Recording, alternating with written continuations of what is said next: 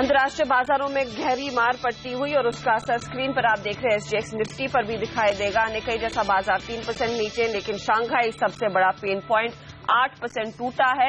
इसी के चलते अब देखिए हैंगसेंग हांगकांग के बाजार भी 1000 पॉइंट से ज्यादा का करेक्शन दिखा चुके हैं।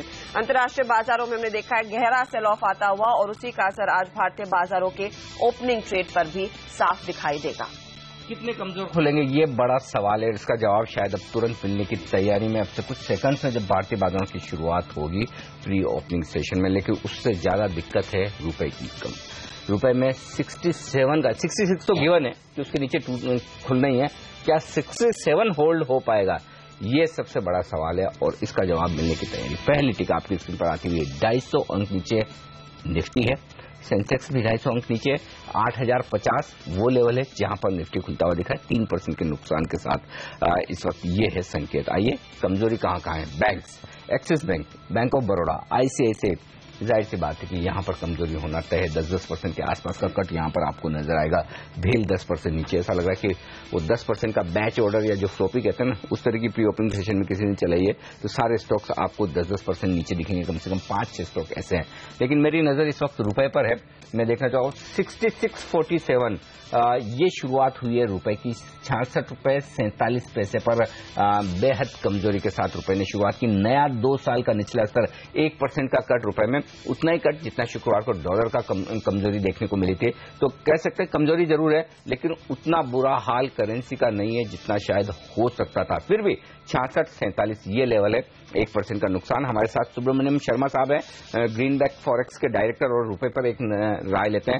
शर्मा साहब, नए लेवल्स आते दिख रहे हैं कमजोरी की तरफ रुपए पर। क्या सपोर्ट कहां है इस वक्त रुपए पर? सबसे पहला सवाल तो मैं यही जानना चाहता हूं आपसे। देखिए, सपोर्ट का जो सवाल आप बोल रहे हैं वो इस मार्केट में जो कमजोरी के माहौल देख रहे हैं हमने, जो इक्विटी मार्केट की गिरावट, ग्लोबल इक्विटी मार्केट की गिरावट के कारण जो इम्पैक्ट आ रहे हैं करेंसी में, वो अभी सपोर्ट के हिसाब से लग रहा है कि थोड़ा डिफिकल्ट है। लेकिन इतनी बुरे भी नहीं। इंडिया का सिचुएशन जो हम देख रहे हैं, जो रुपये के डिप्रिसिएशन जो 4% है ओवरऑल 63, 80, 64 लेवल के हिसाब से। आज जो गैप खुला हम देखा, जो फ्राइडे क्लोजिंग जो इक्विटी मार्केट्स और एशियन मार्केट के ओपनिंग के हिसाब से ये वीकनेस हम देखे हैं। शुरुआत तो चाइना करेंसी डिवैल्यूएशन के हिसाब से होता है और आज जो चाइनीज मार्केट के वीकनेस है इंडिकेशन दे रहे हैं कि चाइनीज करेंसी में और कोई डिवैल्यूएशन की उम्मीद है। लेकिन इंडिया के जो ओवरऑल सिचुएशन जो क्रूड का एडवांटेज हमें मिल रहा है उसका इम्पैक्ट रुपये में थोड़ा कम रहेगा और नीजर रिएक्शन के हिसाब से वीकनेस हमने देखे। सो 67, 66, 80, 67 के आसपास शायद हम आरबीआई के इंटरवेंशन के हिसाब से देखेंगे और वो शायद अपसाइड का कैप नियर टर्म में हम देख पाएंगे। और दूसरा जो फैक्टर जो पॉसिबल रुपया के वीकनेस को रोकेगा वो है जो ऑफर फॉर सेल जो आईओसी की गवर्नमेंट ने जो ओपन किया, जो $1.5 बिलियन के इक्विवेलेंट जो हमने देखेंगे, उनका जो फ्लो अगर मार्केट में अगर हिट होगा इस वक्त तो वो रुपया के अपसाइड को कैप करेगी। लेकिन वीकनेस का जो माहौल है डेफिनेटली रहेगा। एक नीचे रिएक्शन है, पैनिक जैसा सिचुएशन है, इंपोर्टर्स थोड़ा पैनिक करेंगे, वो रुपया को थोड़ा वो वीकर रेंज जो 66.20 to 63.80 के रेंज है हम देख पाएंगे। शर्मा जी, क्योंकि यहाँ पर कई रिपोर्ट्स ऐसी कह रही है अगर आप बाकी ग्लोबल करेंसीज के सामने रुपए को देखें तो हम इतने ज्यादा टूटे नहीं। हमारे रुपए में सिर्फ 4% की गिरावट आई होगी, जहां पर बाकी करेंसीज 12% टूटी हैं। तो क्या इस लिहाज से हमारी सिचुएशन बेटर है बाकी इमर्जिंग मार्केट्स की तुलना में? क्योंकि जो टॉप 10 करेंसीज मॉर्गन स्टैनली जैसे बड़े ब्रोकरेजेस फॉलो कर रहे हैं उसमें रुपया नहीं है, क्योंकि उनको नहीं लगता इतनी वीकनेस आएगी यहाँ पर। हाँ, डेफिनेटली रुपया का जो नॉर्मली रुपया जो है अदर करेंसीज को फॉलो करते हैं और रुपया की गिरावट भी उसी आंकड़े के आसपास रहती है। लेकिन इस बार जो रुपया में जो गिरावट है वो कम है, क्योंकि दो पॉजिटिव फैक्टर किया गया। जो क्रूड के बेनिफिट जो हमें मिल रहा है, जो क्रूड जो $70-80 और आज जो $45 के आसपास है, उसका जो बेनिफिट जो हमें हो गया, ये जो ट्रेड डेफिसिट के गैप और आउटफ्लो के हिसाब से वो रुपया को तो थोड़ा ज्यादा वीकनेस होने से रोक रहा है। दूसरा बात यह है कि ओवरऑल इंपोर्ट भी थोड़े कम हो चुके हैं, कमोडिटी प्राइसेस भी जो काफी गिर चुके हैं, उसके कारण एब्सोल्यूट आउटफ्लो जो डॉलर के वो भी कम हो चुके हैं। तो ब्रॉडर बेसिस में ये रुपया को जो बेनिफिट मिल रहा है वो ये ऑयल और कमोडिटी प्राइस की गिरावट के हिसाब से आ रहा है। तो पॉसिबली नीज रिएक्शन के हिसाब से तो वीकनेस रहेगी, बट थोड़े करेक्शन हम देख पाएंगे रुपए में, वापस 65, 50, 65, 80 के लेवल हम देख पाएंगे, ये जो ओवरऑल पैनिक सिचुएशन कम होने के बाद। तो हम इंडिया में जो रुपये का जो सिचुएशन है डेफिनेटली बेटर है।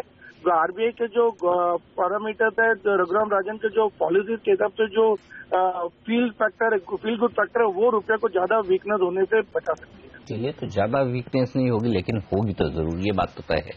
और इस बीच आप एक बार फिर से नजर डाल लीजिए रुपए के लेवल पर। इस वक्त रुपया आप लगभग 1% कमजोर देखेंगे, 66.5 के लेवल के आसपास इस वक्त कारोबार करता हुआ दिख रहा है। तो बेहद कमजोर शुरुआत यहाँ पर होती हुई दिख रही है, लगभग 70 पैसे कमजोर है बाजार। प्री ओपनिंग सेशन पे एक बार फिर से लौटते हैं, 550 अंक नीचे है सेंसेक्स और निफ्टी 200 अंक नीचे 8100 के आसपास। तो हालात उतने बुरे नहीं है, शायद 8100 का लेवल तो फिर भी हम एक्सेप्ट कर सकते हैं। 8050 होता है तो शायद और ज्यादा दिक्कत होगी, क्योंकि एक बात तो तय है कि खुलने के बाद कुछ तो और गिरना पड़ेगा, क्योंकि लॉन्ग अनवाइंडिंग प्रेशर जो बनेगा तो ऐसे में ज्यादा गैप से खुले तो फिर डाउन साइड रिस्क और बढ़ती हुई नजर आती है। तो थोड़ा बेहतर खुल जाए तो शायद ठीक रहे कि फिर आपके लिए नीचे जाने के लिए थोड़ी जगह और रहे। लेकिन जैसे जैसे प्री ओपनिंग सेशन खत्म होने की तरफ बढ़ रहा है, गिरावट भी बढ़ रही है। 550 अंक नीचे सेंसेक्स और 200 अंकों से ज्यादा का नुकसान यहां पर दिखेगा आपको निफ्टी पर। हमारे एक्सपर्ट्स हमारे साथ है मानस जायसवाल और अविनाश गोरक्षकर। गौरव बिस्सा भी हमारे साथ कार्यक्रम में शामिल हो चुके हैं वायदा कारोबार की रणनीति देने के लिए। गौरव, 54 लाख शेयरों का ओपन इंटरेस्ट है, 8200 पर पुट में हाईएस्ट ओपन इंटरेस्ट वहां पर है, उससे बहुत नीचे आज शुरुआत करेंगे। क्या आपको लगता है कि एक तेज बिकवाली का प्रेशर आ सकता है, अनवाइंडिंग हो सकती है इनपुट की, और यदि हाँ तो फिर नेक्स्ट वायदा कारोबार के लिहाज से सपोर्ट कहां दिखता है आपको निफ्टी पर? Good morning Anil ji. Nifty का अगर मैं कहूं 8200 एक टेम्पररी बेस था। अगर आप कह रहे हैं कि हाँ उसमें एक 6 to 7 मिलियन का ओपन इंटरेस्ट का कॉन्सेंट्रेशन हो रहा था, लेकिन बहुत ही टेम्पररी था। जनरली अगर आप देखेंगे 8000 जो है पुट ऑप्शन, वहां पे सबसे ज्यादा कॉन्सेंट्रेशन हुआ करता है। लास्ट 6-8 महीने का देखिए निफ्टी एक रेंज में ही है, तो 8000 हमेशा एक एक्टिव अच्छा रहा है सपोर्ट के लिए। तो मेरा मानना है कि वो ही एक लेवल होगा जहां से आप वापस एक उछाल की उम्मीद कर सकते हैं। रही बात के शॉर्ट कवरिंग वगैरह आ सकता है, बिल्कुल आ सकता है। शॉर्ट कवरिंग अगर आपको 8200 में मिल सकती है, उससे गैप डाउन नहीं होने वाला है। तो मेरे हिसाब से लोग शॉर्ट कवरिंग नहीं करेंगे, ओपनिंग ट्रेड में लोग सेल करेंगे, क्योंकि शॉर्ट कवरिंग करके आप क्या करेंगे, आप अपना सिर्फ जो लॉस है वो लॉक कर रहे हैं, लॉस बुक कर रहे हैं। इससे अच्छा किसी ने अगर होल्ड करके रखना है, उसने निफ्टी शॉर्ट कर दिया है, तो वो एक डेल्टा हेजिंग भी हो सकता है कि आज देखने मिले। बहुत भारी मात्रा में शॉर्ट्स नहीं दिख रहे हैं आज। अगर एंड ऑफ डे अगर शॉर्ट्स का अच्छा नंबर आता है, करीब 15 लाख 20 लाख तक का अगर फिगर आता है, तो मेरा मानना है कि इस बार फिर हम और ज्यादा नीचे मोमेंटम देख सकते हैं, नीचे का ट्रेंड देख सकते हैं। अगर आज शॉर्ट्स नहीं बनते हैं, 2-3 लाख 4 लाख ही दिख रहे हैं, तो मेरा मानना है कि कॉल लेके जाना चाहिए, बहुत अच्छा रहेगा वो ट्रेड, एक शार्प बाउंस आ सकता है। स्टॉक्स जहां पर सबसे ज्यादा कमजोरी की पोजीशंस आती हुई दिखाई देंगी, उनमें बैंक्स शायद आगे रहेंगे। बैंक निफ्टी की हमने पहले बात की, लेकिन कुछ स्पेसिफिक स्टॉक्स की बात करें जहां पर काफी ज्यादा पिछले सत्र में भी शॉर्ट पोजीशंस एक्टिवेट हुई थी, उसमें येस बैंक आगे है। गौरव, कितनी और गिरावट की संभावना है? क्या आप और जोड़ेंगे शॉर्ट पोजीशंस यहां? देखिए, आज जो सबसे मार्केट में दिखा रहा है मोमेंटम वगैरह, मेरे सबसे गैप डाउन ही ओपन होगा येस बैंक में भी। तो नया फ्रेश शॉर्ट्स में नहीं करूंगा, लेकिन हाँ अगर आप दूसरे बैंक्स में अगर जाएं तो मेरा मानना है वहां पे आपको थोड़ा ज्यादा अल्फा मिल सकता है, चाहे वो एक्सिस बैंक हो या चाहे वो इंडसइंड बैंक हो। प्राइवेट बैंक्स मुझे लग रहा है कि ये यहाँ पे गुंजाइश काफी है। आईसीआईसीआई बैंक एक है 280, अगर आईसीआईसीआई बैंक ने स्पॉट में तोड़ दिया तो मुझे लग रहा है कि लंबे डाउन ट्रेंड में स्टॉक जा सकता है, क्योंकि 280 का लेवल ही ऐसे जहां से शॉर्ट कवरिंग काफी बार बार देखी गई है, और एक 15 से 20-25 रुपए का उछाल भी देखा गया 280 लेवल से। तो वो भी एक मेरे जहन में रहेगा कि अगर 280 के नीचे जा रहा है तो वहां पे शॉर्ट्स और बढ़ेंगे।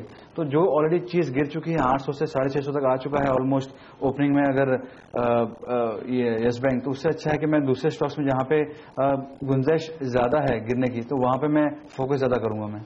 ओके। लेकिन इस बीच आईओसी क्या चार्ट्स पर शॉर्ट करने का मौका दे रहा है मानस? ये स्टॉक चूंकि आज ऑफर फॉर सेल है और 365 रिटेल के लिए 387 का फ्लोर प्राइस है, क्या ट्रेड लेंगे आप?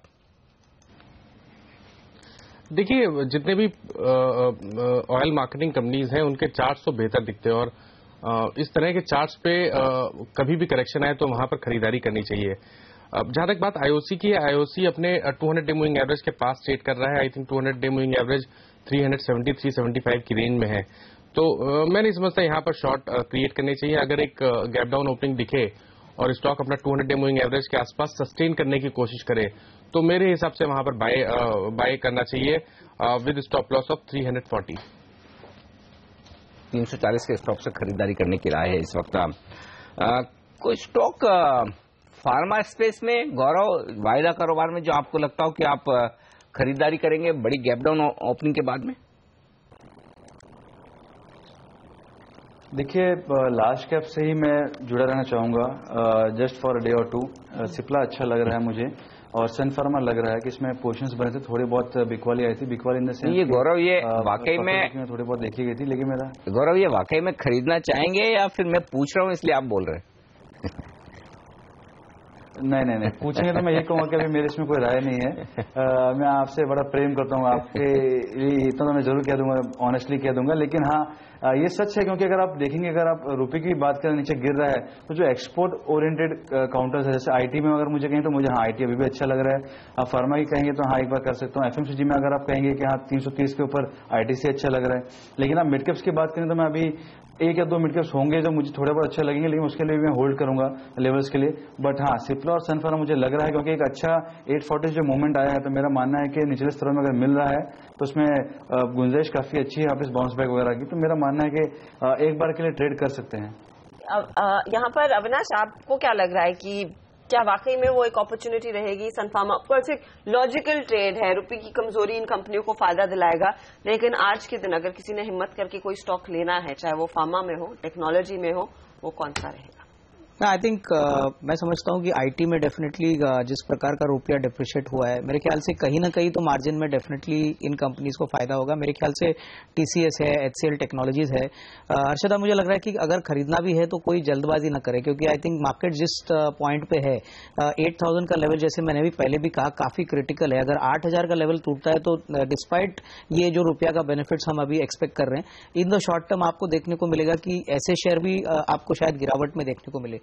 तो I think it is better to just buy say 15-20% of what you want to bye.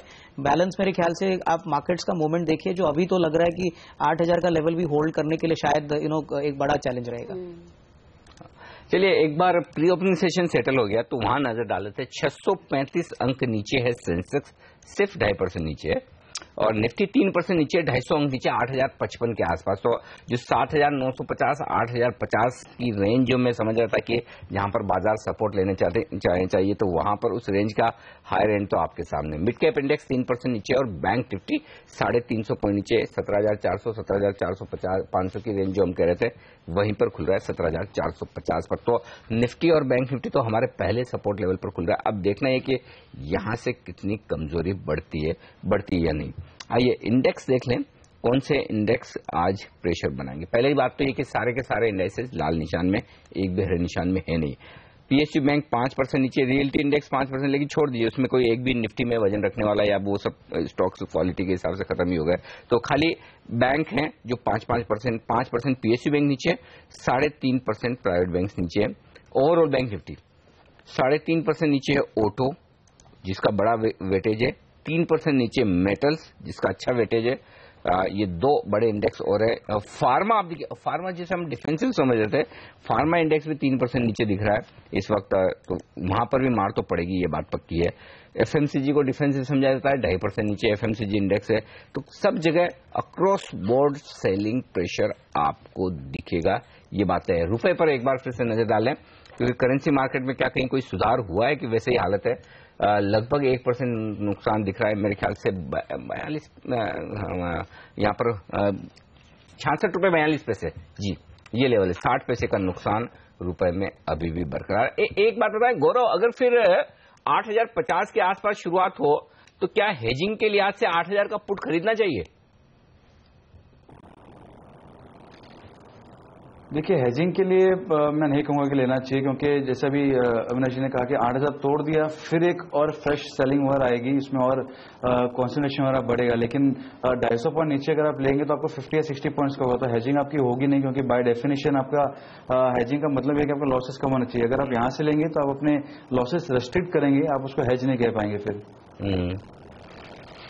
Okay, तो ये राय आती हुई यहाँ पर 250 अंक नीचे इस वक्त दिखेगा आपको ये स्टॉक। और आप देखिए कुछ स्टॉक जो यूजुअल सस्पेक्ट हैं जो गिरने में आगे रहते हैं, एमटेक ऑटो 10% नीचे, इंडिया बुल्स रियल एस्टेट 10% नीचे। जेट एयरवेज को देखिए, कच्चे तेल के दाम इतना गिरने के बावजूद जेट एयरवेज 7% नीचे दिख रहा है प्री ओपनिंग सेशन में, यहाँ पर तेज मार पड़ती दिख रही है। जेट एयरवेज के गिरने का क्या रीजन हो सकता है? उसके अलावा आप देखिए डिशमैन 8% नीचे, डेल्टा को जो पिछले हफ्ते जो बड़े ब्लॉक डील्स होते हुए दिखे थे उनके चलते जो बढ़ा था वो फिर से कमजोर खुल रहा है। निफ्टी में 50 स्टॉक हैं और सबसे बेहतरीन प्रदर्शन करने वाला प्री ओपनिंग सेशन में स्टॉक जो है वो है विप्रो, सिर्फ 1.5% नीचे है। तो इसका मतलब ये कि सारे के सारे 50 स्टॉक नीचे खुलेंगे निफ्टी पर, यह भी संकेत साफ है। बड़ी तेज मार पड़ना तय है आज। अब यही है कि देखिए कहाँ हम बच पाते हैं, कितना नीचे गिर के बच पाते हैं ये देखना होगा। लेकिन 8050 ये लेवल आपकी स्क्रीन पर। चलिए पहली टिक आने की तैयारी और काउंटडाउन ठीक उसी तरह की होगी जैसे शुक्रवार को हमने हर एक टिक के साथ देखा था, कमजोरी बढ़ती हुई दिखी थी। 780 अंक नीचे सेंसेक्स, 850 अंक नीचे, 885 अंक नीचे, 900 अंक नीचे, 3.5% का नुकसान, 925 अंक नीचे सेंसेक्स, 940 अंक नीचे सेंसेक्स, 950 अंक नीचे 8,000 के नीचे, 8,000 के नीचे निकली, 7,999 के लेवल। और वो गिरावट अब बस बढ़ रही है, 300 पॉइंट की गिरावट पर निफ्टी ट्रेड कर रहा है समय। 1000 अंक नीचे सेंसेक्स है इस वक्त और 300 अंक नीचे निफ्टी। तो बेहद बड़ा कट आता हुआ दिख रहा है, जहां खुले वहीं से गिर रहे हैं, रुकने का नाम नहीं। 500 अंक नीचे खुलकर 1000 अंक नीचे इस वक्त है। तो अब 8000 पर जाकर पहला टिक ऊपर का आता हुआ दिखा है। ऊपर का इन सेंस कि जहां से खुले वहां से ऊपर का 300 अंकों का बड़ा कट निफ्टी में, 3.5% नुकसान। सेंसेक्स 925 अंक नीचे, बैंक निफ्टी 5% नीचे, बैंक निफ्टी 17,000 का लेवल बैंक निफ्टी पर, उसके बेहद करीब 17,170 का आंकड़ा इस वक्त बैंक निफ्टी पर आपको दिखेगा। मिड कैप इंडेक्स 3.5% नीचे, बेहद बुरा हाल बाजार का इस वक्त आप देख सकते हैं, तेज मार पड़ती हुई दिख रही है सारे इंडाइसेस में। लेकिन ये कहना होगा कि 8,000 के लेवल पर पहला सपोर्ट निफ्टी ने लिया है इस वक्त और वहां से थोड़ी रिकवरी देने की कोशिश की है। निफ्टी आपके सामने आज का लो है 7,990 का और 8,055 जहां पर हम खुले थे प्री ओपनिंग सेशन में। तो बेहद बुरा हाल इस वक्त 3% नीचे आप देखेंगे निफ्टी को, 3.25% और सेंसेक्स 3% नीचे, 4.5% अब मिड कैप इंडेक्स। अब मिड कैप इंडेक्स पे आ जाइए, यहां पर बड़ा क्रैक अब शुरू हुआ है। पहले दिग्गजों को बेचा है लोगों ने और अब मिड कैप इंडेक्स की तरफ नजर की है। 600 अंकों का नुकसान मिड कैप इंडेक्स में, 4.5% का कट। और बैंक निफ्टी में आइए आप, बैंक निफ्टी में अब 4% का बड़ा कट आता हुआ दिख रहा है। बैंक निफ्टी का लो देखिए, आज 17,170 का लो हमने बनाया, हालांकि वहां से बैंक निफ्टी थोड़ा सा 150-200 पॉइंट ऊपर जरूर आया, लेकिन 4% का बड़ा कट। चलिए वायदा कारोबार के कुछ स्टॉक बताऊं उससे पहले एक बार निफ्टी में देख लेते हैं कौन लीड कर रहा है। सबसे कम गिरा हुआ स्टॉक है आईटीसी जो 0.5% नीचे और उसके ठीक पास विप्रो 0.5% नीचे। आइए, यस बैंक 6.5% कमजोर, axis 5%, bank of Baroda, ICICI, लंबी लिस्ट है बैंकिंग शेयरों की जो कमजोर है। अब आइए मेटल्स में, वेदांता 6% नीचे है और टाटा स्टील 5% नीचे। अब आइए ऑयल एंड गैस में, जो कमोडिटीज से जुड़े स्टॉक्स हैं, वेदांता भी कमोडिटीज प्ले है ही कुछ हद तक और उसके अलावा केन 4.5% नीचे। भेल, ओएनजीसी, गेल जैसी सरकारी कंपनियां तेज कट दिखाती हुई बाजार में। तो कोई जगह ऐसी है ही नहीं जहां से आप बच पाए। 7,990 का लो बनाया, 8,050 पर है इस वक्त हम। मानस क्विक कॉल, जिन लोगों की लॉन्ग पोजीशन है क्या करें इस वक्त? देखिए लॉन्ग पोजीशन के लिए तो जैसे मैंने पहले ही बोला था कि 79.40 का इंतजार कर ले बेहतर रहेगा, क्योंकि ऑलरेडी हम 200-300 पॉइंट का क्रैक देख चुके हैं पिछले 2-3 दिनों में। तो मैं तो समझता हूं कि उसका स्टॉप लॉस लगा के रखना बेहतर आइडिया है, 100 रुपए का रिस्क लेना बेहतर आइडिया है। बट अगर आपके शॉर्ट हो तो मैं समझता हूं एक बार प्रॉफिट बुक करके 79.40 का इंतजार करें। 79.40 के लेवल्स ब्रेक हो तो फिर से शॉर्ट करें, क्योंकि उस केस में 7,500, 7,600 के लेवल्स निफ्टी दिखा सकता है। गौरव आप क्या करेंगे 8,040 पर इस समय निफ्टी? देखिए जैसे मैंने आपसे कहा कि आज का डेटा में मेरे लिए काफी महत्व रखेगा। आज अगर शॉर्ट्स वगैरह बहुत ज्यादा नहीं दिखते हैं तो मैं डेफिनेटली एक out of the money call option buy करने की सलाह दूंगा। फ्यूचर्स में भी आप मत कीजिए, क्योंकि भी वोलेटिलिटी काफी ज्यादा रहेगी, एक्सपायरी वीक भी है, तो उसका भी एक आने वाला असर ज्यादा ही पड़ने की गुंजाइश वगैरह है। तो मेरा मानना है कि पहले निफ्टी को स्टेबलाइज होने दीजिए। अगर 8,000 सस्टेन कर रहा है और फ्रेश शॉर्ट्स नहीं दिख रहे तो मेरे हिसाब से एक 100-125 पॉइंट की उछाल देखने मिल सकती है आने दिनों में। मिड कैप के कुछ काउंटर्स अनिल दर्शकों के सामने रखते हैं जहां पर सबसे ज्यादा गिरावट आज के सत्र में देखने को मिली है। वक्रांगी देखिए, ये टॉप परफॉर्मर्स में शामिल था, 15% टूटा है। जमकर लोगों ने खरीदारी की थी पिछले कुछ महीनों में। स्टरलाइट टेक्नोलॉजीज जैसे काउंटर में 7 से 8% तक की गिरावट। डिशमिन जो हाल फिलहाल में फार्मा कंपनियों की तेजी का इम्पैक्ट इस पर भी पड़ रहा था, तो ये 3% टूटा है। HDIL में 6% टूटा है। डिशमिन के स्टॉक में भी करीब 7% तक की गिरावट देखने को मिली है। रिको ऑटो जैसे काउंटर्स हैं, HCL Infosystems, Indiabulls, Real, Sintex Industries, ये सारे स्टॉक्स है जहां जो ट्रेडर्स के रेडार पर हमेशा रहते हैं और यहीं पर हमने देखा है वो सबसे ज्यादा मार पड़ती हुई दिखाई दी है। SKS माइक्रो देखिए 8% से ज्यादा नीचे। कुछ ऐसे काउंटर्स हमने शॉर्टलिस्ट किए थे जो सबसे ज्यादा वनरेबल है, जहां पर सबसे ज्यादा मार्केट वाइड पोजीशंस हैं, उसमें इंडिया सीमेंट्स आपके लिए हाजिर करेंगे। Sun TV, Reliance Cap, Hexaware, Amtek Auto, इन सब में हमने देखा है कमजोर शुरुआत होती हुई दिखाई दी है। तो बहुत बुरे हाल है मार्केट के आज। मिड कैप काउंटर्स में भी काफी ज्यादा मार पड़ती हुई, निफ्टी जूनियर भी काफी कमजोर है।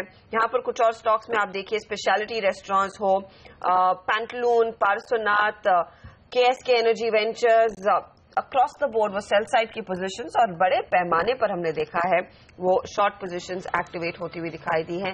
लोग सिर्फ आज बिकवाली पर ही जोर दे रहे हैं। कोई ऐसा स्टॉक नहीं है जहां पर हमने देखा है थोड़ी सी खरीदारी का कुछ इंक्लिनेशन आता हुआ दिखाई दिया हो। एक चीज मैं देख रहा था, 250 से ज्यादा स्टॉक है वायदा कारोबार में और सबसे बेहतरीन प्रदर्शन करने वाला है हेवल्स जो 1.25% कमजोर है।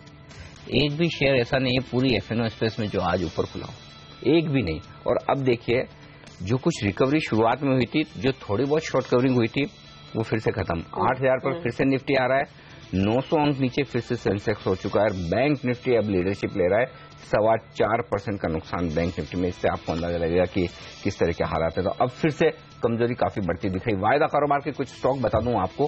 हेक्सावेयर, अगर आप ये समझते हैं कि IT स्टॉक डिफेंसिव है तो ये 9% नीचे है, ठीक JP पावर के नीचे जो 10% नीचे है, तो बड़ी मार यहां पर पड़ती दिख रही है। SKS माइक्रो 9% नीचे, अदानी पावर 8% नीचे, HDI DLF गिर रहे हैं। इसमें तो कोई बहुत बड़ी बात है नहीं, हम समझते हैं कि ये तो गिरना ही चाहिए। लेकिन एक्सिस यस 7% नीचे, एक्सिस बैंक, यस बैंक, इनको क्या हो गया अविनाश? आई थिंक मेरे ख्याल से बैंकिंग का पूरा माहौल ऐसा है कि ये स्टॉक्स एक्सपेक्टेशन पे गए थे ऊपर की रेट कट आएगा।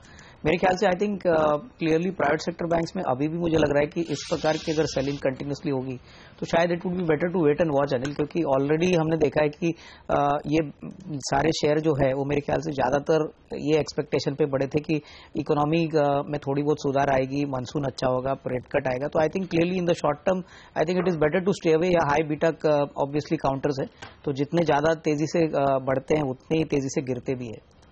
जी हाँ, तो यहाँ पर क्लियरली हम देख रहे हैं ज्यादा मारकाट आती हुई इन प्राइवेट सेक्टर बैंक्स में भी। एक और काउंटर जो इनफैक्ट लीड कर रहा है उस फॉल को, गेल 8% से ज्यादा का नुकसान इस स्टॉक में आया है और वो अचानक हमने देखा है सेल साइड की पोजीशंस देखने को मिली है। गेल की शुरुआत इतनी खराब नहीं थी कि अब हमने देखा है वो डीपर कट आता हुआ करीब 7% का नुकसान। फर्क पड़ता है क्या क्रूड के इतने गिरने से गेल के ऊपर? कुछ ऐसा फंडामेंटल चेंज है या फिर गिर रहा है इसलिए गिर रहा था? मुझे नहीं लग रहा है कोई बड़ा फंडामेंटल रीजन है क्रूड के प्राइसेस में इतनी ज्यादा गिरावट होने के कारण, बट क्लियरली आई थिंक मुझे लग रहा है ये अक्रॉस द बोर्ड सेलिंग हो रही है अनिल जी। गौरव क्या करेंगे फिर ऐसे में? 8,000 के आसपास सपोर्ट तो 2 बार लिया है निफ्टी ने, क्या शॉर्ट कवर करना चाहिए, वेट करें? अच्छा, शॉर्ट से ज्यादा तो दिक्कत उन लोगों की है ना जिनकी लॉन्ग पोजीशन बनी हुई, वो क्या करें फिर अभी? देखिए, अगर किसी ने लॉन्ग की है और 200-300 पॉइंट अगर नीचे है तो बहुत कम चीजें जो आप अभी लेवल्स पे कर सकते हैं। आप 8,000 का पुट ले सकते हैं, डबल द क्वांटिटी। अगर आपके पास 1 लॉट है तो आपको 2 लॉट या 3 लॉट तो मिनिमम लेना होगा। अगर यहाँ से उछाल आ भी जाती है तो उनका ज्यादा लॉस पुट में इतना होगा नहीं, लेकिन जो लॉस में रिकवरी होगी वो काफी ज्यादा होगी उनकी। तो मेरे हिसाब से आप 1:2 या 1:3 का आप रेशियो से आप पुट बाय कर सकते हैं। फ्रेश के हिसाब से अगर मैं कहेंगे तो मैं आपसे जैसे कहा निफ्टी स्टेबलाइज होना चाहिए, ज्यादा शॉर्ट्स नहीं दिखे तो ही आप इसमें out of the money call option लीजिए। फ्यूचर में फिलहाल आप इसमें एंट्री मत कीजिए, आपको ऑप्शन में भी अच्छा खासा रिस्क रिवॉर्ड मिल जाएगा। कुछ स्टॉक्स पर अगर आप एक चेक दे सकें जिसमें सबसे ज्यादा क्रैक्स आ रहे हैं इस समय, और मैं मिड कैप्स पर ही फोकस करना चाहूंगी। ऑफ लेट जो काफी तेजी से भागे भी थे, उसमें जेपी ग्रुप के काउंटर्स, पावर एसोसिएट्स, यहाँ पर अब मानस इस मार में ये और नुकसान ही दिलाएंगे, क्योंकि जेपी एसोसिएट्स, जेपी पावर का शेयर देखिए गिरते गिरते अब 6 रुपए पर आ गया है। आप क्या करें? देखिए, जेपी ग्रुप में पहले भी मैंने मेंशन किया था कि कभी भी कोई उछाल आए तो वहां पर निकलने की ही आपका नजरिया रहना चाहिए, क्योंकि जिस तरह के स्ट्रक्चर बने हैं जो जेपी एसोसिएट या जेपी पावर के, मैं तो समझता हूं कि भूल जाना ही बेहतर आइडिया है। आपको ट्रेड भी नहीं करना है, इन्वेस्टमेंट भी नहीं करना है। और अगर लेवल्स की बात करें तो मैं समझता हूं जेपी एसोसिएट जब तक 15 रुपए के स्तर ब्रेक ना करे, उसके ऊपर सस्टेन ना करे, न ये ट्रेडिंग के लायक है ना इन्वेस्टमेंट के। Volatility index VIX, India VIX को अगर आप देखें तो 21% विक्स बढ़ा हुआ है। ये बताता है कि बाजार में आगे इंडिया विक्स अब 50% ऊपर हो गया है। मैं थोड़ी देर पहले 2 मिनट पहले देखा तो 20% ऊपर था इंडिया विक्स, 25.5 के आसपास। ये विक्स आप ट्रैक करते हैं गौरव? क्या इससे ये संकेत मिलना चाहिए कि एक्सट्रीम वोलेटिलिटी जो है वो रिवर्सल का संकेत देती है कभी कभी? मैं विक्स ट्रेड नहीं करता हूं, लेकिन मैं उसको ट्रैक जरूर करता हूं विक्स इंडेक्स वगैरह को। लेकिन जैसा अभी आपने कहा कि काफी अच्छा उछाल आ चुका है। विक्स जो था पिछले आप 6 से 8 महीने का अगर आप देखेंगे तो एक रेंज में था। 13-14 उसकी लोअर एंड थी, 18-19-20 उसकी अपर एंड थी। अभी अगर ये 20 के ऊपर ट्रेड कंसिस्टेंटली कर रहा है तो मेरा मानना है कि एक अपनी रेंज बदल देगा। हो सकता है कि अभी 18 लोअर एंड हो जाएगा और 23-24 अपर एंड हो जाएगा, तो वो एक बार का और प्रेशर डालेगा। और जब रेंज बहुत कम होती है, जैसे मैंने आपसे कहा 13 से अगर 17-18 की अगर रेंज थी, तो 1% जो चेंज होता है वो भी आपको 100 से 150 रुपए का उछाल या गिरावट दिखा सकता है। तो अगर रेंज एक्सपांड हो रहा है तो मेरा कहने का मतलब है कि बहुत ज्यादा पैनिक की सिचुएशन नहीं है। लिक्विडिटी कम होती है, ऑप्शंस वगैरह में आप देखोगे लिक्विडिटी कम होती है। Out of the money call options और out of the money put option यही इस्तेमाल होते हैं विक्स के कैलकुलेशन में। तो वो देखा गया कि जब गैप डाउन हो रहा है तो लोगों को कवरिंग करनी पड़ेगी, और उस हिसाब से विक्स काफी बार शूटअप हो जाता है, क्योंकि आपको पुट में मौका नहीं मिलता। जैसे 200 पॉइंट नीचे खुला है तो आप कवरिंग कैसे करोगे? तो जो एट द मनी था, आउट ऑफ द मनी था, वो डीप इन द मनी हो चुके हैं। तो वो भी एक रीजन है कि विक्स इतना उछाल मार चुका है और आपको 30-40-50% का जंप देखा जा रहा है। लेकिन मेरा मानना है कि शायद एक बार स्टेबलाइज कर देगा विक्स वगैरह भी, और इसको आइसोलेशन में लेके आप मार्केट में जजमेंट नहीं लीजिए। अच्छा, मानव सुबह से हमने कोई एक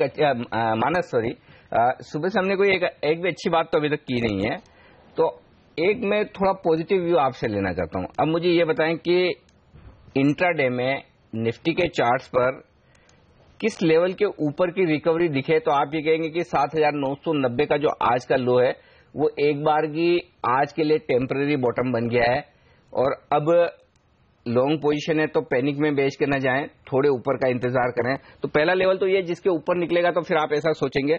और दूसरी बात, फिर उस लेवल के ऊपर किन लेवल के आसपास अपनी तेजी की पोजीशन को हल्का करना ठीक रहेगा? देखिए, वो जिस स्तर की आप बात कर रहे हैं वो स्तर है 8080। अगर निफ्टी 8080 के ऊपर जाता है तब आप वहां पर लॉन्ग पोजीशन क्रिएट कर सकते हैं, केवल ट्रेडिंग के लिहाज से, जिसके टारगेट्स कहीं ना कहीं 8160 और 8165 के आसपास तक रहेंगे, और वहां पर मेरे हिसाब से प्रॉफिट बुक कर लेना चाहिए।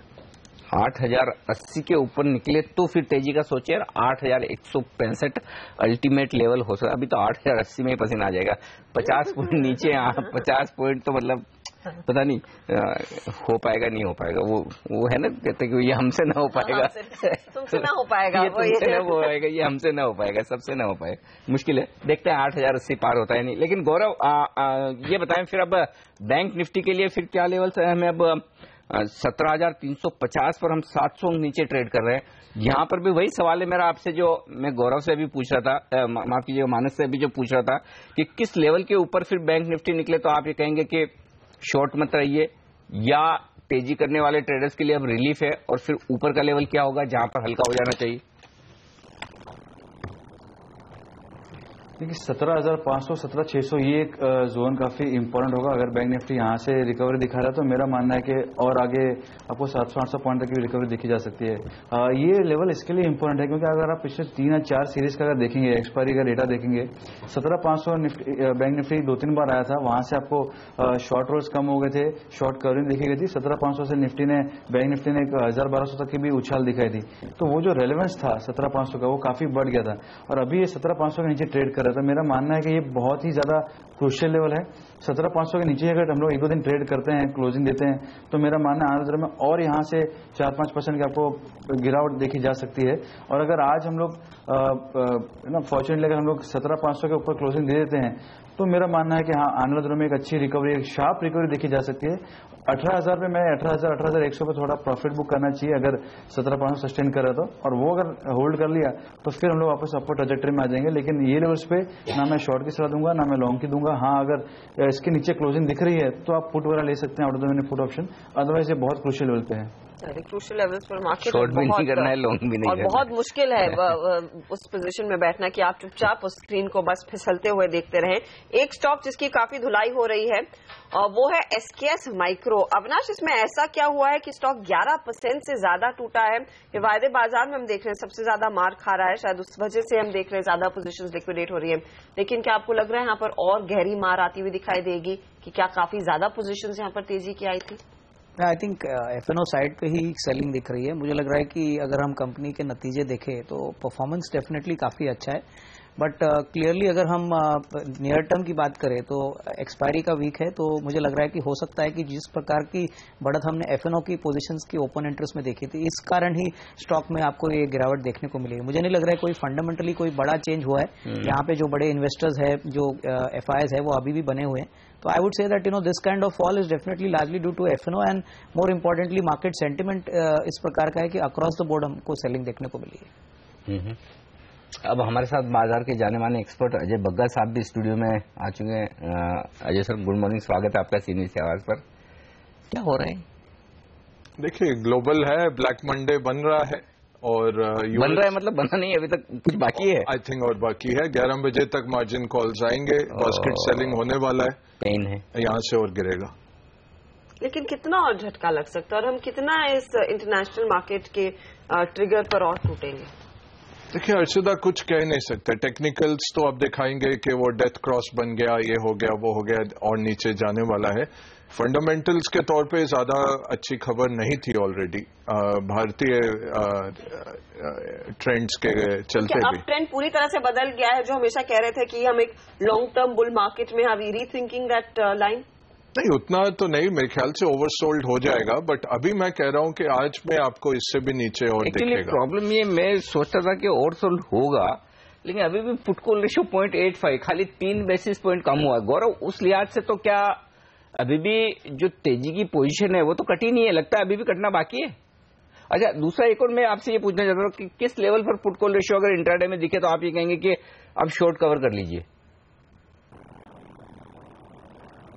देखिए, पुट कॉल रेशियो जो आपको अभी ज्यादा मूवमेंट नहीं दिख रहा है, उसका रीजन है अगर आप आउटडोर में पुट ऑप्शन देखेंगे 7,900 7,800, मुझे स्क्रीन तो उसमें ट्रेडिंग भी दिख नहीं रही है, तो लोगों ने अभी ट्रेडिंग करना बाकी है 7,800 7,900 में। एक बार ओपन हो जाएंगे तब आप मालूम पड़ेगा कि यहाँ पे कितना एक्शन हो रहा है, कितना नहीं हो रहा है। और हम लोग बहुत ज्यादा दूर की बात भी नहीं करें, 8,000 के करीब है हम लोग, 100-200 पॉइंट के out of the money put option, मतलब बहुत ज्यादा दूर की भी बात नहीं है। तो ये थोड़ा कंसर्निंग फैक्ट है कि यहाँ पे क्यों आपको वॉल्यूम से एक्टिविटी क्यों नहीं दिखी जा रही है पुट वगैरह में। तो एक बार ये चालू हो गया तो शायद और प्रेशर वगैरह आ गए। तो मेरा मानना है कि एक बार चालू हो जाने दीजिए। पुट कॉल रेशियो थोड़ा मिसलीडिंग नंबर होता है, लेकिन जैसे मैंने आपसे कहा, स्टिक टू द लेवल्स। 8,000 का अगर लेवल है, अगर सस्टेन कर रहे हैं, शॉर्ट्स नहीं बन रहे ज्यादा, तो मेरे हिसाब से वो सबसे अच्छा इंडिकेटर होगा एक उछाल के लिए। और अगर शॉर्ट्स बन रहे हैं, 8,000 के नीचे क्लोजिंग हुआ है, तो मेरा मानना है 200-250 पॉइंट की और गिरावट देखी जा सकती है आने दिनों में। चलो, तो 8,000 वो क्रूशियल पॉइंट है आज के ट्रेड के लिए। देखना होगा कि उसको हम कितना होल्ड कर पाते हैं और या फिर कितना चैलेंज होता है। फिलहाल उससे दूर है 8,040 के लेवल्स पर इस समय निफ्टी ट्रेड कर रहा है, लेकिन 250 पॉइंट नीचे निफ्टी।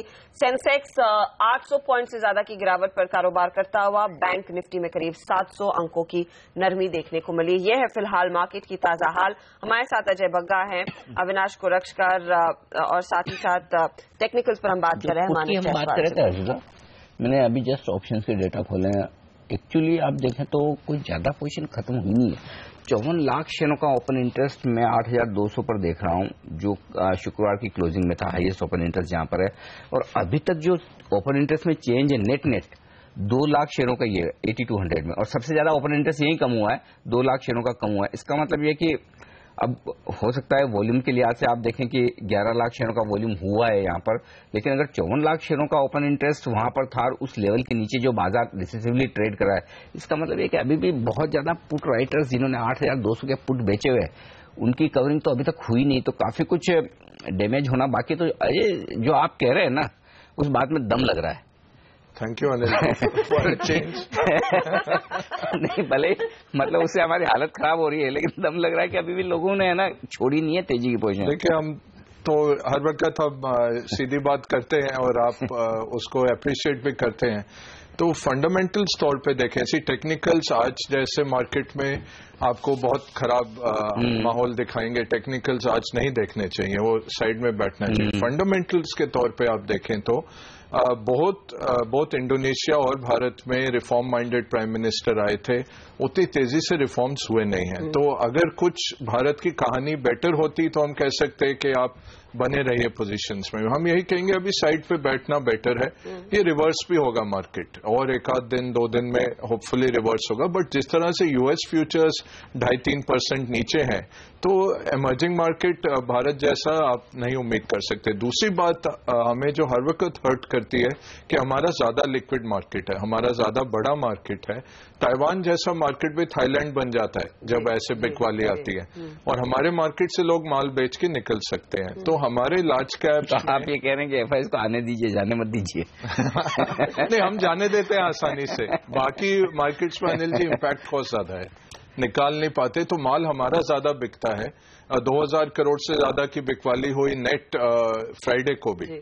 तो डोमेस्टिक्स कितना खरीदेंगे आके, फंडामेंटल्स तो वही है। फंडामेंटल्स कुछ उल्टा एक अच्छी बात हो जाएगी इससे, होपफुली के फेड रेट हाइक नहीं होगा, उसका ऑलरेडी प्रोबेबिलिटी गिरता जा रहा है। तो अगर वो दिसंबर तक तो टल जाए और आगे टल जाए, वो एक बेटर माहौल है। दूसरा, तेल की कीमतें इतनी गिर रही हैं कि और 15 दिन में आप देख सकेंगे कि तेल, या 31 अगस्त को सरकार और फिर ये बाद में वरी फैक्टर बन जाएगा अगर ये 45 के नीचे तो ब्रेंट चला गया है।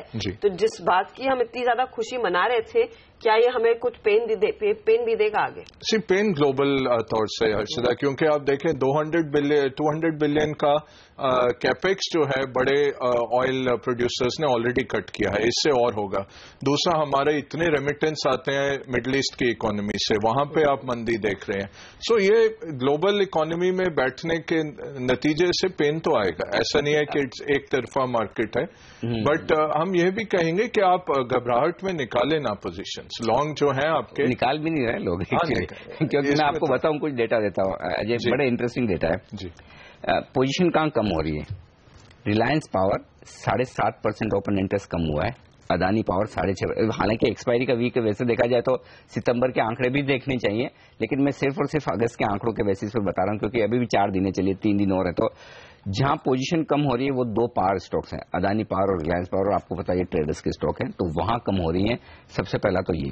दूसरा, Amara Raja battery 4.5% open interest कम हुआ है। Hero MotoCorp, Divi's lab, AB Nuvo, Mindtree और सीएट, ये 5-6 स्टॉक ऐसे हैं जहां पर ओपन इंटरेस्ट वायदा कारोबार में कम हो रहा है। तो यहीं पर अब 2 ऐसे आपको डेटा बताता हूं जहां ओपन इंटरेस्ट बढ़ रहा है, और उससे आपको पता लगेगा कि हो क्या रहा है।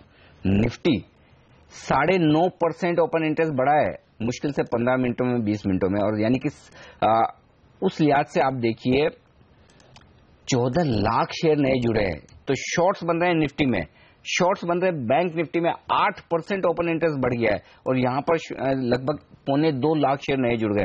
तो बैंक निफ्टी में शॉर्ट बनते हुए दिख रहे हैं। तो लोग लॉन्ग पोजीशन तो नहीं छोड़ रहे हैं, ऊपर से short sellers aggressively short position बना रहे हैं निफ्टी और बैंक निफ्टी में। कुछ स्टॉक्स बता दूं जहां पर शॉर्ट बन रहे हैं। पहला तो यूनाइटेड ब्रूअरीज, जनरली आप ट्रैक नहीं करते हैं, लेकिन 6% ओपन इंटरेस्ट बढ़ गया। दूसरा, आईओसी में तो समझ में आ रहा है 3.5% नीचे और ओपन इंटरेस्ट 4% ऊपर है, ये ऑफर फॉर सेल की वजह से यहां पर शॉर्ट बन रहे हैं।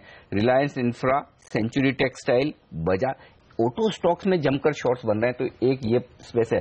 अब काफी लोग मानस जो इस लेवल का इंतजार करें कि चलिए इतनी गैप डाउन ओपनिंग होगी, थोड़ा इंतजार करते हैं, शायद पुल बैक आए। आप भी उम्मीद कर रहे हैं, हम सब भी कर रहे हैं कि आएगा, अब कब आता है वो अलग बात। लेकिन अब भी जो लोग नहीं बेच कर गए और ऊपर से शॉर्ट्स जो बन रहे हैं, क्या 7,990 अगर इंट्राडे में निफ्टी तोड़ दे फिर से, तो फिर अपनी लॉन्ग पोजीशन छोड़ देनी चाहिए? क्या वो स्टॉप लॉस रखेंगे आप अब?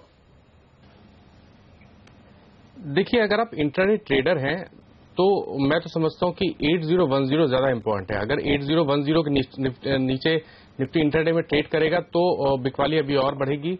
मैं समझता हूं 7940 के लेवल्स तो इंट्राडे में टेस्ट कर सकता है, पर उसके लिए 8010 को ब्रेक करना जरूरी है। और जैसा कि मैंने पहले ही बोला, आपको लॉन्ग बनाने हैं तो वो 8080 के ऊपर ही बनाने, उससे पहले लॉन्ग के बारे में नहीं सोचे तो बेहतर है। और इस बीच चैनल जो आप इंडिया विक्स देख रहे थे, जहां पर लगभग 50% की गिरावट थी। Volatility is the order of the day. अब मेरे ख्याल में सिर्फ 30% की गिरावट देखने को मिल रही है। हाँ, तो यहाँ पर सिचुएशन थोड़ी सी बेहतर होती है। सही वक्त पकड़ा था कि 50% की वॉलेटिलिटी, मतलब इससे ज्यादा क्या बढ़ेगी। तो वॉलेटिलिटी रिड्यूस होना थोड़ा सा एक पहला पॉजिटिव संकेत है यहाँ पर। अब उसमें कितना हम पॉजिटिव पढ़े नहीं पढ़े अलग बात है। एक और चीज, पुट कॉल रेशियो थोड़ा और नीचे आया है, 0.83 पर हुआ है, यानी कि थोड़ी पोजीशन तो कम हो रही।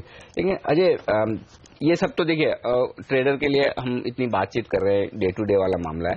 लेकिन जो निवेशक पैसा लगाना चाहते हैं, क्या मौका आ गया है 8,000 पे, या फिर इस बार मामला थोड़ा ज्यादा सीरियस है स्पेन, पोर्चुगल, ग्रीस के कंपैरिजन में, और फिर 8,000 के आसपास लगाने के बजाय और इंतजार करना ठीक है? हाँ, देखिए, अगर 2 साल का पैसा है तो लगाना शुरू कर सकते हैं। नहीं तो इन द शॉर्ट टर्म आपको इससे लोअर नंबर्स मिल सकते हैं। हम मार्च के जब टॉप में अनिल जी बात कर रहे थे, मेरा अनुमान था सितंबर में वही 9,000 का आंकड़ा मिलेगा। मैं कह रहा था अभी पैसा मत लगाइए, 5-6 महीने मार्केट फ्लैटिश लग रहा है। बट वो ज्यादा हमारा एनालिसिस था कि फेड का हाइक आएगा और इंडियन अर्निंग्स इतने नहीं ग्रो हो रहे। अब वो 2 नेगेटिव्स हैं, उस पर चाइना का नेगेटिव आ गया। वो नॉर्मली मैनेज कर लेते थे अपना इकोनॉमी और मार्केट्स, वो नहीं कर पा रहे हैं। आज चाइना एक्सचेंज को घिराव कर लिया जाके निवेशकों ने, चाइना के एक्सचेंज हेड जो है। ये आप आइडिया दे रहे हैं? नहीं, आज हुआ है। नहीं, यहाँ के लोगों को आप आइडिया दे रहे हैं? यहाँ तो बेचारों को पकड़ के क्या मिलेगा। तो यहाँ इतना खराब माहौल नहीं है। तो मैं कह रहा हूँ जो बड़ी बात ये बात सही है। अगर चाइना के मार्केट 32 और आज का 8, यानी 40% टॉप से गिर गए जी, तो हम उतने बुरे तो नहीं, उतने बुरे नहीं है। तो फंडामेंटली हम इतने यूफोरिक भी नहीं हुए कि हम कैसे कहें कि ब्लेसिंग बुल मार्केट ये बात भी है कि जितना पैसा बना उतना ही तो जाएगा, जितना लगाए उतना ही जाएगा था। तो अब यह है कि थोड़ा सा ग्लोबल की लपेट में आ गए हम, और उसमें बिकवाली ज्यादा होती है हमारी। तो अभी बैठने का टाइम है, पाउडर ड्राई रखिए, अच्छा मौका मिलेगा। बट मुझे रिवर्सल होते दिखता है। ये ओवरसोल्ड हो रहा है ग्लोबल मार्केट, बहुत इतनी खराबी नहीं है जितनी के बन रही है। Beginning of the end of correction in global markets, अगर ये सही इंग्लिश है। Beginning of the end of the end. लेकिन चाइना 8.5% नीचे। और याद रखिए, चाइनीज गवर्नमेंट ने संडे को ही कहा था कि पेंशन फंड्स की मदद आएगी, वो फिलहाल अभी भी मिसिंग है। हम लेंगे एक छोटा सा ब्रेक। कौरव, मानस, अविनाश, आपका बहुत बहुत धन्यवाद हमारे लिए समय निकालने के लिए। अजय बग्गा से चर्चा जारी रखेंगे, लेकिन इस बीच इस तरह के सेल ऑफ में डोमेस्टिक इंस्टीट्यूशंस क्या कर रहे हैं, ये जानेंगे मोतीलाल ओसवाल, एएमसी के फंड मैनेजर ताहिर बादशाह से। आप बने रहिए सीएनबीसी आवाज के साथ।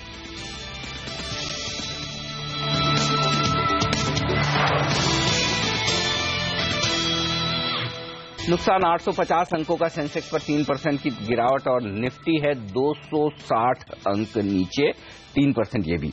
अब आइए मिड कैप इंडेक्स की तरफ और बैंक निफ्टी की तरफ। लगभग 4.25 से 4% ये दोनों इंडेक्स नीचे। इस वक्त यहां पर भी गिरावट 700 अंकों की बैंक निफ्टी में नजर आएगी, 500 से ज्यादा अंक नीचे mid cap index. Small cap index बहुत देर से देखे नहीं हमने सुबह से, क्योंकि दिग्गजों से और इनसे फुर्सत मिली नहीं। तो 4% नीचे अगर आप देखें तो स्मॉल कैप इंडेक्स भी है, यहां पर भी नुकसान उतना ही है। सिर्फ 45 शेयर ऐसे हैं जो आज हरे निशान में ट्रेड कर रहे हैं, और 1300 शेयर नुकसान के साथ ट्रेड कर रहे हैं। तो ये हाल है मार्केट बेट का, यानी कि हर एक कमजोर शेयर के सामने, मालूम है कितने शेयर नीचे हैं, मजबूत शेयर के सामने 29 शेयर, 29:1 ये है रेशियो इस वक्त, अगर आप मजबूत और कमजोर शेयरों की बात करें। हमारे एक और एक्सपर्ट ताहिर बादशाह हमारे साथ कार्यक्रम में शामिल हो रहे हैं, सीनियर वाइस प्रेसिडेंट और fund manager Motilal Oswal mutual fund के। और ताहिर से भी राय लेंगे। उससे पहले कुछ अहम आंकड़े वायदा कारोबार के आपके सामने रख दूं कि किस तरह की पोजीशंस बनती बिगड़ती दिख रही है। पुट कॉल रेशियो 0.83 पर है इस वक्त, और एफएनओ स्पेस में पुट्स में जो एक्शन हो रहा है वो बता दूं 7 लाख शेयर लगभग कम हुए हैं अब 8,200 के पुट पर। जो 54 लाख शेयरों का ओपन इंटरेस्ट था, हाईएस्ट ओपन इंटरेस्ट 8,200 पर, अब थोड़ी पोजीशन धीरे धीरे कम कर रहे हैं लॉन्ग ट्रेडर्स। 6 लाख शेयर 8,300 पर कम हुए। तो ये अनवाइंडिंग जो हम कहते हैं ना, ये अनवाइंडिंग अब होती दिख रही है। ये दो स्ट्राइक प्राइस पर 8,200 पर और 8,300 पर वॉल्यूम्स काफी बेहतरीन हो रहे हैं। 8,200 के पुट में आज देखिए 26-27 लाख शेयरों का कारोबार हो चुका है। ये इस वक्त का रुझान है। स्टॉक्स में जो पोजीशन अनवाइंड हो रही है, अमरा राजा बैटरी 8% ओपन इंटरेस्ट यहां गिरा है, और उसके बाद रिलायंस पावर, अदानी पावर, एक सरप्राइजिंग स्टॉक आदित्य बिरला नुओ, यहां पर ओपन इंटरेस्ट में 6% की कमी आई, जबकि ये स्टॉक ऐसा है जहां ट्रेडर्स बहुत एक्टिव होते नहीं। हीरो मोटोकॉर्प में भी जबरदस्त अनवाइंडिंग हो रही, 5.5% ओपन इंटरेस्ट हीरो मोटोकॉर्प का कम होता हुआ दिखा है। बड़ा कायम 11% यूनाइटेड ब्रूवरीज में और 3% का नुकसान। सबसे ज्यादा शॉर्ट्स यहां पर बने। आईओसी एक और स्टॉक है जहां पर सब काफी शॉर्ट्स बने, 5% ओपन इंटरेस्ट बढ़ा है और स्टॉक 3.5% नीचे। ताहिर, सबसे पहले तो राय आपसे बाजार पर लूं, ये सब जो ग्लोबल मेल्टडाउन हो रहा है, क्या ये दिक्कतों की शुरुआत हुई है जो चाइना ने की है, और इसके चलते जो अमेरिका रिस्पॉन्ड कर रहा है इतना तेजी से गिर के, क्या ये समझा जाए कि ग्लोबल मार्केट्स की कमजोरी और बढ़ेगी और हम पर भी फिर असर तो होना ही है? जी बिल्कुल। तो वही हो रहा है कि मतलब जो ग्लोबल रीएडजस्टमेंट हो रहा है, और चाइना ने अपनी करेंसी बहुत सालों से, लगभग 2009 के बाद उन्होंने अपना एडजस्टमेंट नहीं किया है। तो अब जो उनकी जो थोड़ी बहुत इकोनॉमी में स्लो डाउन हो रही है, उनका वो उस के लगते हुए उन्होंने ये करेंसी रीएडजस्टमेंट का निर्णय लिया है। और मुझे लगता है कि शायद वो थोड़ा और आगे बढ़ के अगले 3 या 6 महीने में कुछ और हमें युआन में डेप्रिसिएशन दिखाई देने मिले। तो उसके लगते हुए मुझे लगता है कि हमारी करेंसी और as a result of global market weakness कुछ डोमेस्टिक मार्केट्स पे भी असर गिर सकता है। अगला आज already we have seen a 4%, 3-4% correction, और एक शायद 4 से 5% का करेक्शन मुझे लगता है कि नियर टर्म में होना हो सकता है। और लेकिन हालांकि मैनी ऑफ दी इस मार्केट के दौरान मुझे लगता है कि most investors will try to even throw away the good things along with the bad things. तो एक जरूरत है कि अच्छी चीजें या अच्छी क्वालिटी कंपनीज का आप अलग से सेग्रीगेशन करें और उनमें निवेश करने के लिए अपॉर्चुनिटीज ढूंढे। सो मुझे लगता है कि ये प्राइस करेक्शंस में जो अच्छी कंपनीज आपको क्वालिटी बिजनेसेस मिलते हैं, और many of the pockets in India are still growing. हमारे लिए काफी चीजें जो हो रही है ग्लोबल टर्मोइल के हिसाब से आप positive from the point of view of commodity price corrections etcetera. तो उसके लगते हुए मुझे लगता है कि जो अच्छी क्वालिटी बिजनेसेस हैं उनमें निवेश करने की एक अपॉर्चुनिटी क्लियरली यहाँ पे नजर आ रही है।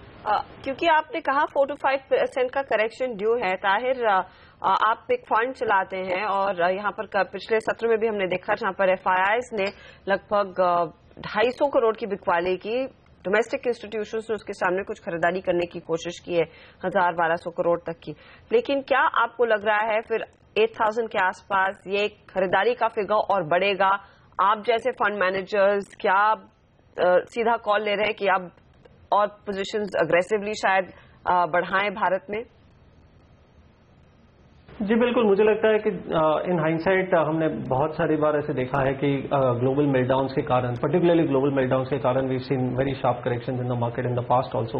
लेकिन इन हाइंडसाइट में वो corrections always from a 6 to 12 month perspective have proved to be very good investment opportunities. तो मुझे लगता है यही एक वापस और एक ऐसा मौका क्लियरली हमारे सामने नजर आ रहा है। जैसे मैंने कहा कि हालांकि हमारी भी अर्निंग्स ग्रोथ थोड़ी अभी भी स्लो रही है, domestic economy is yet to pick up, लेकिन बहुत सारी चीजें हमारे लिए फेवरेबल होती जा रही है।